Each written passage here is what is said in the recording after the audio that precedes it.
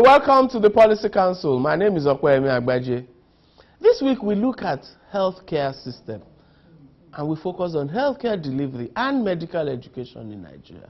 We know the statistics. We know all our doctors who are in institutions abroad. We know the med costs we incur as a country in medical tourism, Nigerians who go for treatment abroad.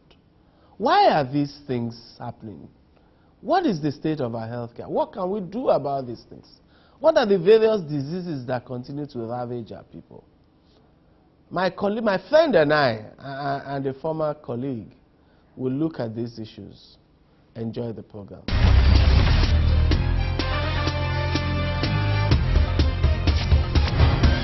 You're welcome back on the Policy Council.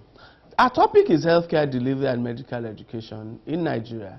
I have a friend of mine, a classmate of mine, an old Igbobian and a professor of endocrinology at the College of Medicine, University of Lagos, a consultant at LUTH, Professor Femi Fasamade, to discuss this with me. Femi, you're welcome. Yes, Yemi, or rather, we used to say FASCO. Yes. You're welcome. Yemi, thank you for having me. Tell me, how did you get to become an associate professor in between Igbobi College and now? Just give me this. Yes, well, after leaving Igbobi College, I went to University of Ibadan. We spent 6 years there, and I left University of Ibadan by 1987. After that, I had my housemanship at the University College Hospital, and then I went for youth service. I served in Akwa Ibom State, and then I came back to do residency in the Lagos University Teaching Hospital. The residency training program normally takes about 5 to 6 years. So I was in Lagos University Teaching Hospital between 1990 and 1996. I became a consultant in 1996. First went to the General Hospital Lagos, where I spent 5 years, and then I came back to the College of Medicine, University of Lagos in the year 2002. And I've risen through the ranks from lecturer 1 to senior lecturer, and now associate professor in the last 10 years. And of course, you would have had several overseas trips, attachments, yes, all of those things. Residency training is quite rigorous. For you to be a very good consultant, you need to actually have collaborative training with other centers, other universities, both regionally and internationally. I was in Munich for several months. After that, I've had various courses, conferences in different parts of Europe and in different parts of the world. And that journey you've outlined is not easy. It's rigorous, it's intensive, and it takes a lot of investment by the Nigerian society and institutions.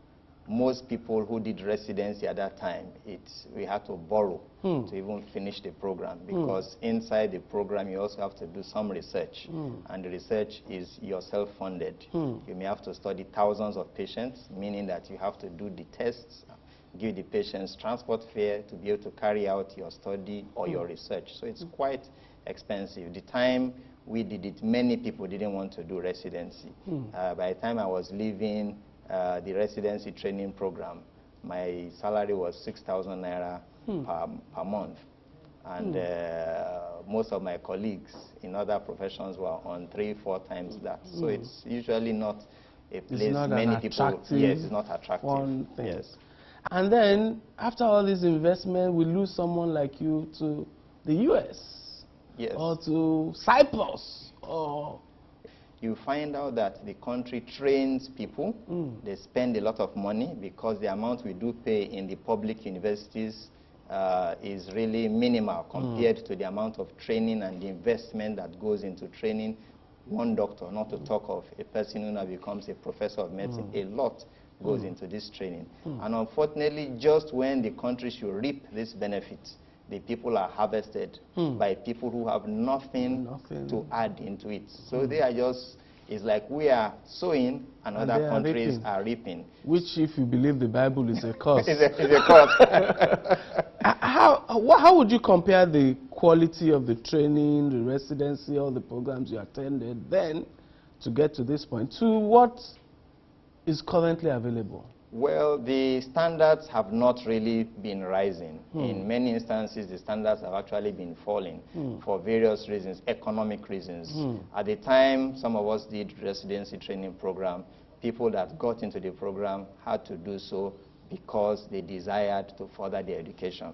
But now people get into residency training program either because there are no jobs outside. If you open a private clinic today, it's not as lucrative as it was in those days. So many more people are flocking into the program. Out of necessity. Out of necessity.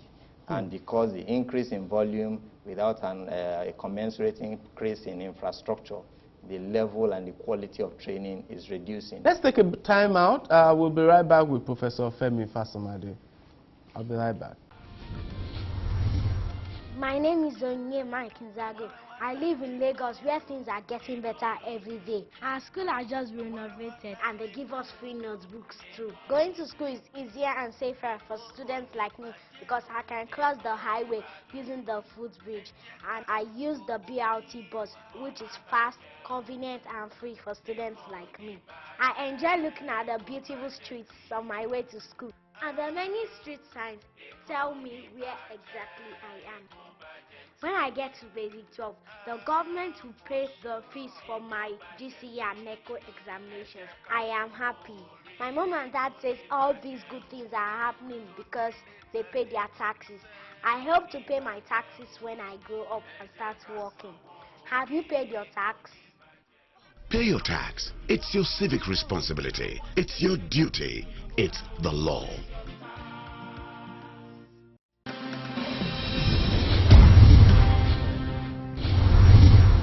You're welcome back to the Policy Council. I still have Professor Femi Fasomade, Professor of Endocrinology at the College of Medicine, UNILAG, here as my guest. And we're talking healthcare, delivery, and medical education in Nigeria.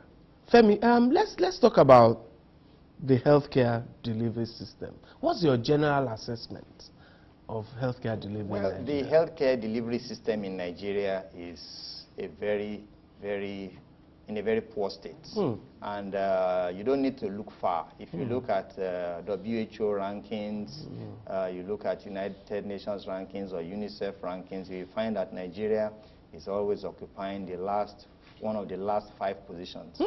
Our global health indices, we are currently around number 185 out of about 191 countries. So our healthcare delivery is very, very poor. Also, different ways to look at it again is how much of the GDP is devoted to health. In Nigeria, we have had some governments that have budgeted only 2% to health. We have increased a little bit, but we are still far below the recommended amount. We are about 5% now is devoted to health. So that type of money cannot really do much for the healthcare sector. And that is why diseases which are being eradicated in other countries are now appearing again on the horizon in Nigeria. Malaria. I mean, something which you would have said as basic as malaria still kills millions of Nigerians every day. Well, what do you think the problem is specifically with that? Well, the problem with malaria eradication is that policies of government over the years have been inconsistent. Political will has been poor. Many of the governments, local governments, state and federal, they pay lip service to eradication of malaria. And you find beautiful slogans, beautiful programs, but when you actually go to the community to test, to see how effective they are, you see that they are very low. 4 out of 10 children under 5 have malaria in their blood. And for that reason, you find that malaria is one of the largest killers of our children. About 1/3 of childhood deaths is due to malaria. And about 10% of maternal mortality, women who die in pregnancy, is also related to malaria. And if you look at the figures, Nigeria loses over 100 billion naira to malaria every year. When you talk of the treatments, when you talk of days lost from work, when you talk about prevention programs and all these things together, it takes a great drain. Statistics have actually shown that malaria reduces the GDP of a country by one percent point. Every year. Yes. HIV/AIDS, we seemed to have made some progress on that. Do you think we've sustained that? The HIV/AIDS program, there were times when we had annual prevalence rates of about 6%, but it has started to decline. So initially it went up, and in the last 10 years, the figures being rolled out by NACA have shown a steady decline in the amount of people suffering from HIV. Current rates are about 4%, which is manageable. But when you look at the number of people that are affected, 4% of Nigeria's population. Yes, and there are about 2 million children who have become orphaned because of HIV/AIDS. They've lost both parents or one parent.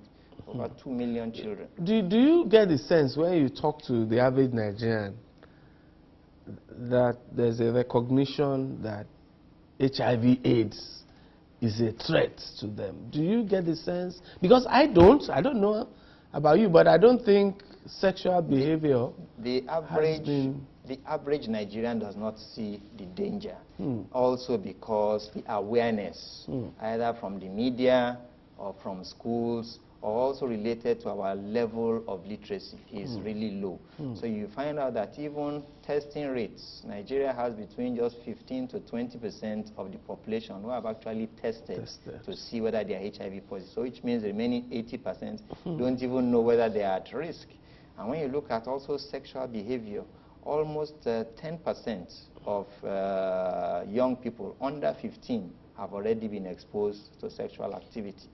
And most of this is unprotected sexual exposure. And when you look at the general population, about 50% of Nigerians will admit to having multiple sexual partners by the general In spite of all those campaigns, because I would have thought that there was a period in which we just kept on hearing everything, AIDS, HIV. Yes, as you rightly said, the campaigns do help, but the campaigns have to be sustained. Unfortunately, some of the donor agencies that were promoting these campaigns are gradually reducing their funding. Luckily, the government has tried to increase funding over the past years. And about 5 years ago, government's contribution was just about 10%. But right now, it's approaching 30% that the government is contributing. So HIV/AIDS is still a problem. Okay, let's take another time out. I'm having an interesting, not a happy discussion, because this involves lives of Nigerians, but an educative discussion on healthcare delivery in Nigeria. We'll be right back.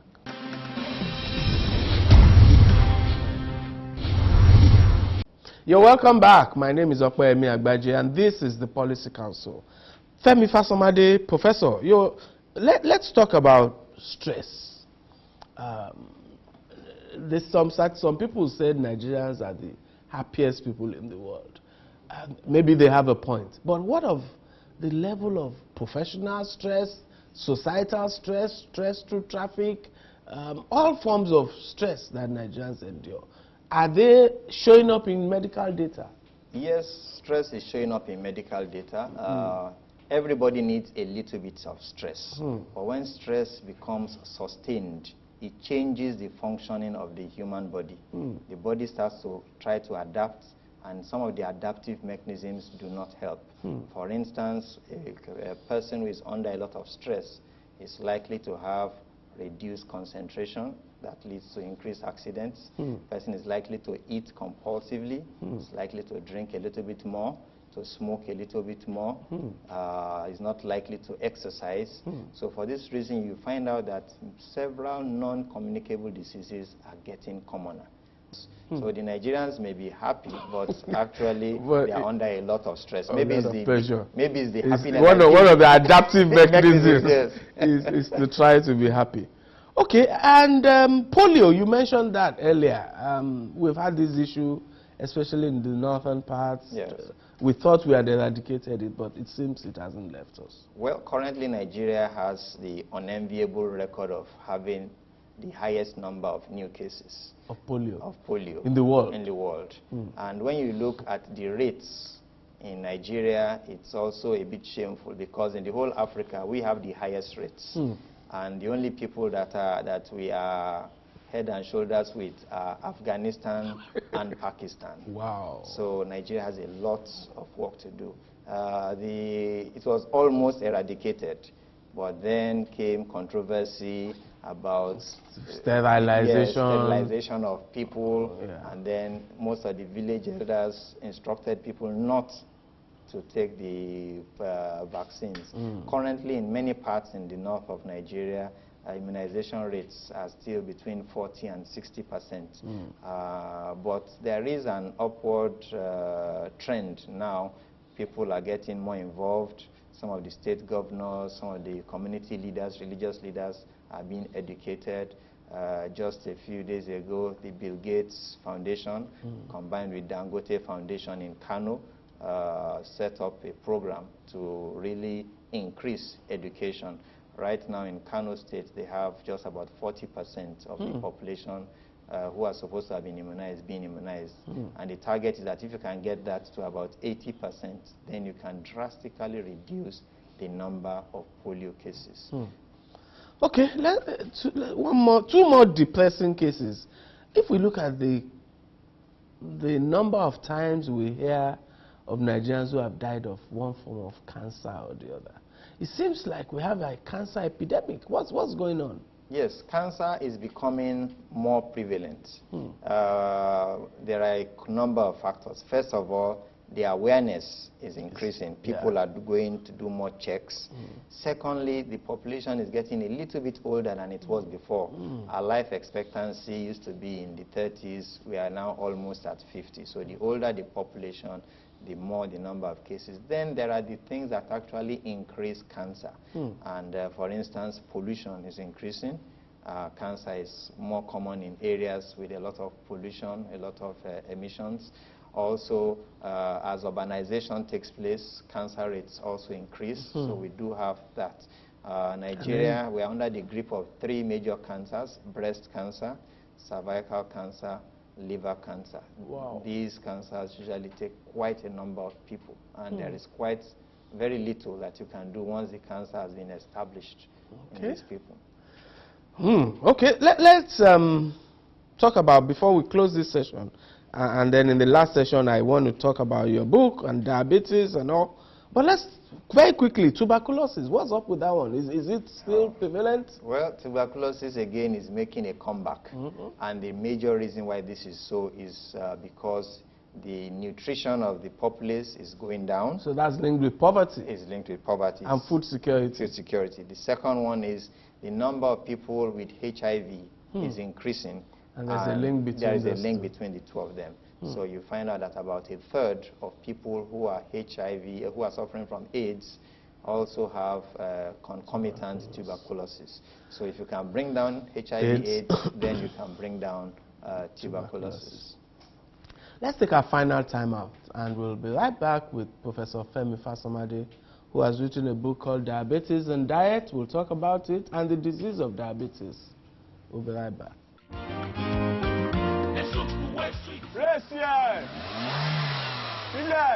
Okay. Hey, welcome my son. We are giving free textbooks in our school today. I thank God. Oh. I know with this Lagos State government free education, my son will end up being a lawyer or medical doctor. He can even become an educated automobile engineer. My son tell me, say, their school don't get beautiful building with a better chair and desk, new library, computer for everywhere, laboratory today. My people, all these things our children they enjoy today, now our tax money do more. I they pay my tax. Pay your tax. It's your civic responsibility. It's your duty. It's the law.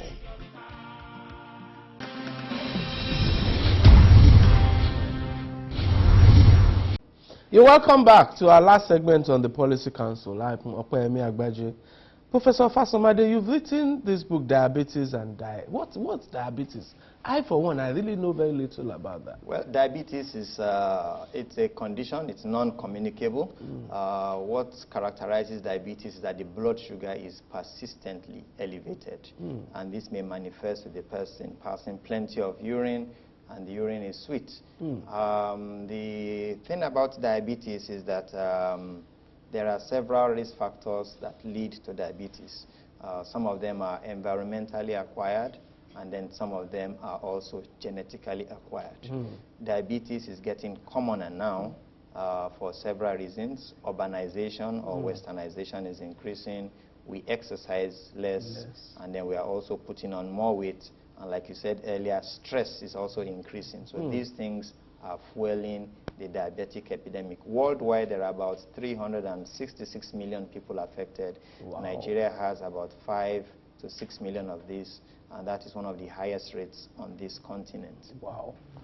And this book you've written along with a few of your colleagues, Fasomade O.A., that's yourself, Ogbera A.O., Chima P., Akinyemi O., it's called A Simple Guide for Healthcare Providers. That means it's for the professionals, basically. It's mainly for the professionals, but a person who is averagely educated can also benefit from this. Why did we write this book? First of all, the number of healthcare providers to even take care of the people with diabetes are very few. We have just about 100 endocrinologists in the whole country of 160 million people. And you are one of those. We are one of them.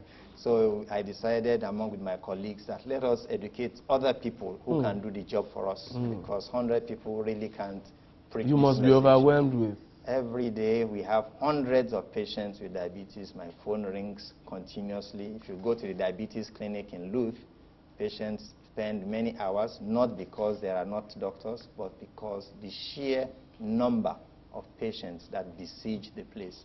And it's like that in every other hospital. How would a country of 160 million people have only 100 endocrinologists?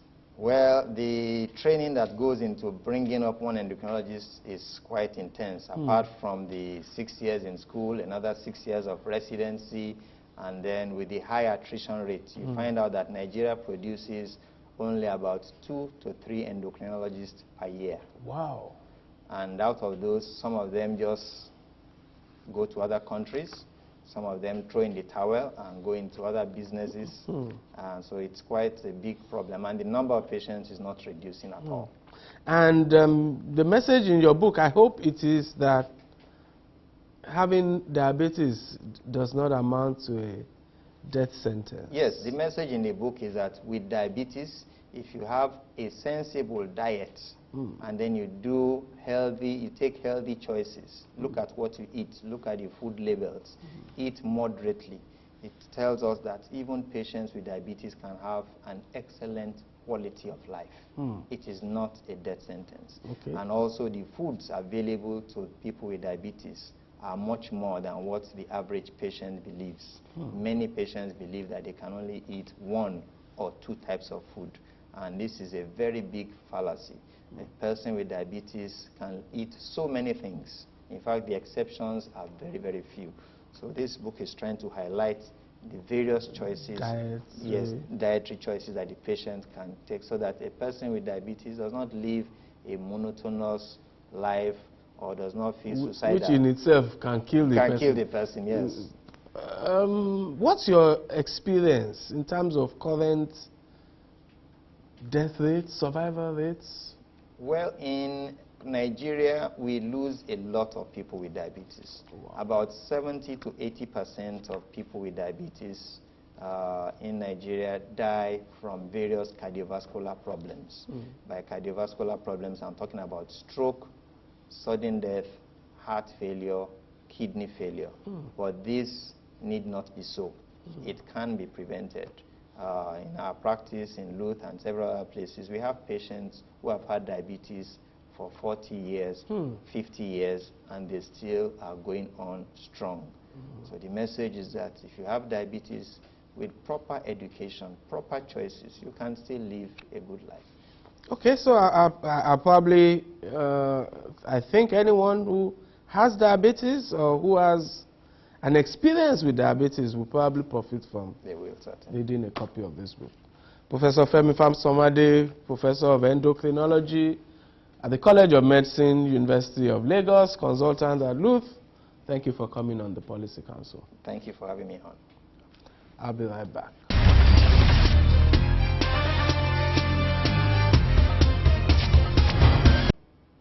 It's been an interesting, even though occasionally depressing, discussion, but certainly very educative, with Professor Femi Fasomade.